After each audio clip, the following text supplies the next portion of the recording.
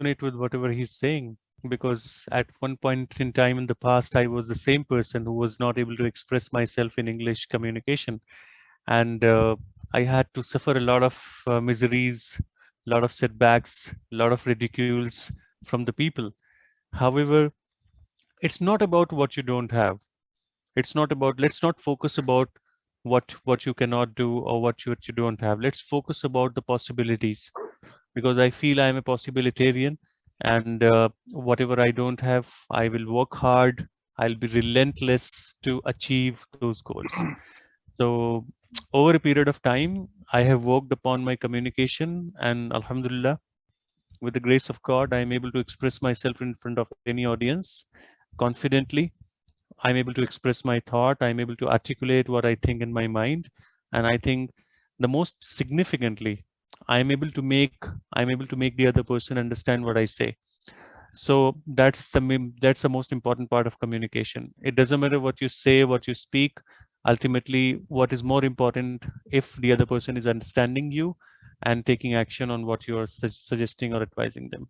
I have two leaders in my life. One that's an awakener. I call him an awakener, and then another one that's in the company I work for. That's more of a mentor. So I have two that I've chosen, and I've chosen them because they are in positions where they have major influence. I value them because I see what they're doing. I see how they influence, how they act, how they impact other people's lives. And they have something that I want. There's something I want to glean off of them. So they feed into my life. They pour into me so that I can develop. They've seen something in me, though, that they want to nurture as well. And some people go to the place not from inside, taking a place, a role, and there have to be a leader.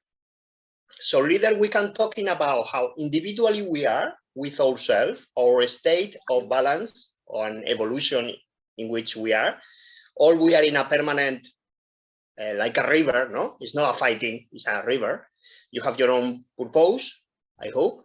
You have your own values, and you always are checking out yourself, challenging yourself, because the fact you have your own values, that's not mean that you are the perfect master of the values. It's my opinion, okay? And otherwise, I lost the way a little bit, you know. For instance, my experience in 4.5 years in a global business in England, for me, is so tough, the life in England. I have to always, like, no fighting. I like to align with the values of the corporate. It's so easy.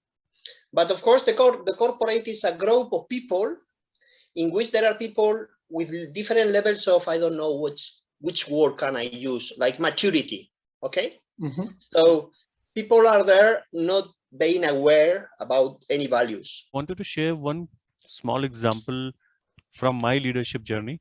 So I was working in a company, it's an incident of 2015-16. So I was handling a team of 15 or 20 odd salespeople. So the atmosphere used to be very electrifying. You know, people would talk to customers and it was a sales atmosphere. So there was one guy who was not performing. However, the irony was, in somebody else team, he was performing really well. As soon as he came to my team, he stopped performing. He performed for a couple of days and then he stopped performing. And I asked him that, what's the reason? You know, I met a couple of times in the office, in the meeting room. I took him. I in fact tried to use the influence of other people so that he could perform. And I in fact asked him to speak to my manager as well. I did everything, but he was not performing. One day I said that, why can't you just go ahead and let's go ahead and have a cup of coffee. Let's go outside. Let's meet offline. And he said he was hesitant about it. He was assuming that what Tausif is going to do. I said, let's go and have a cup of coffee. We're not going to do any business. We're not going to discuss anything business. And he said, okay, let's go. So I gave him extra break. I took him to the coffee, and I asked him humbly, I don't want to do anything. I don't want to discuss any performance. I know you have not been able to perform, but is there something that I can help you with? And if you could share the reason, something that's stopping you, probably I can help you with. You know what was his answer? He said, there's no problem. My problem is you. I said, how am I your problem? He said that, you know what, sometime I need some extra breaks. I'm a really great performer. If you can give me some extra break, I can compensate with that with my performance.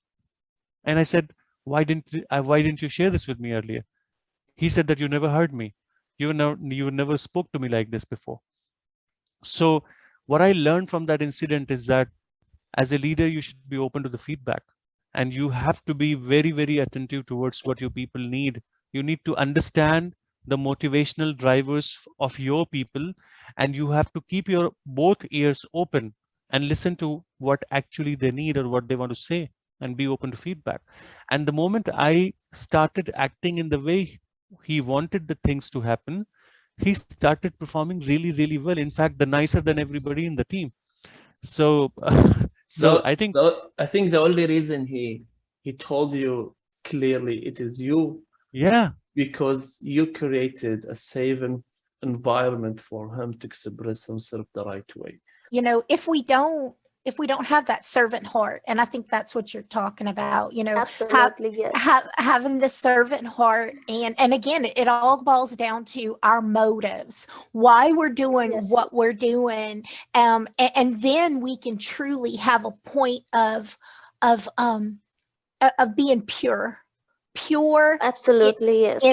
and then it comes naturally, because people know when you really want to help them, when you're there Yes. for them and you want to connect. They know when you're true or when you're fake.